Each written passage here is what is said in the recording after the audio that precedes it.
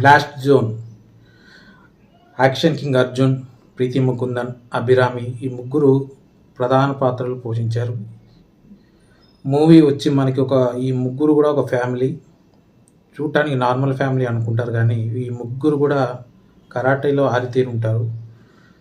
తండ్రి అర్జున్ వచ్చి మనకి కూతురికి చిన్నప్పటి నుంచే ఎలా పోరాడాలి, ఎదిరించాలి, లొంగిపోయే స్వభావం ఉండకూడదు, ఎవరు వచ్చినా ఎదిరించగలగాలి, సాయం చేయగలగాలి, ఎవరికైనా సాయం చేయాలి, ఇలాంటి ఒక స్వభావాన్ని చిన్నప్పటి నుంచే తండ్రి తన కూతురికి నేర్పించడం జరుగుతుంది. సో ఆ విధంగా ఈ ముగ్గురు ఫ్యామిలీ కూడా ఉంటుంది. సో మూవీ కాన్సెప్ట్ వచ్చి ఒక రిచ్ మ్యాన్ ఒక ఊర్లో ఒక ప్రాజెక్ట్ని మొదలు పెట్టాలనుకుంటాడు.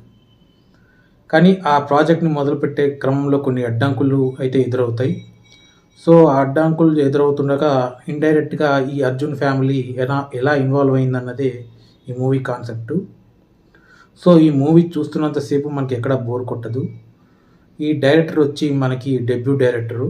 ఇంతకుముందు ఈయన అసిస్టెంట్ డైరెక్టర్గా పనిచేశాడు లవ్ టుడేకి. సో మ్యూజిక్ వచ్చి రవి బాస్రోడ్. మ్యూజిక్ అయితే పర్లేదు, ఓకే, బాగానే ఇచ్చాడు. కాకపోతే కొద్దిగా రఫ్ అండ్ టఫ్లో హెడేక్ వచ్చేలాగా ఉంటుంది second half background music. So ఓవరాల్గా ఈ మూవీ చూస్తున్నంతసేపు కూడా మనకి ఖైదీ కానీ జైలర్ సినిమా కానీ ఇవి గుర్తొస్తాయి. ఎందుకంటే డైరెక్టర్ ఆ అట్మాస్ఫియర్ని ఈ మూవీలో తీయడం జరిగింది. సో అది గైస్, థ్యాంక్స్ ఫర్ వాచింగ్.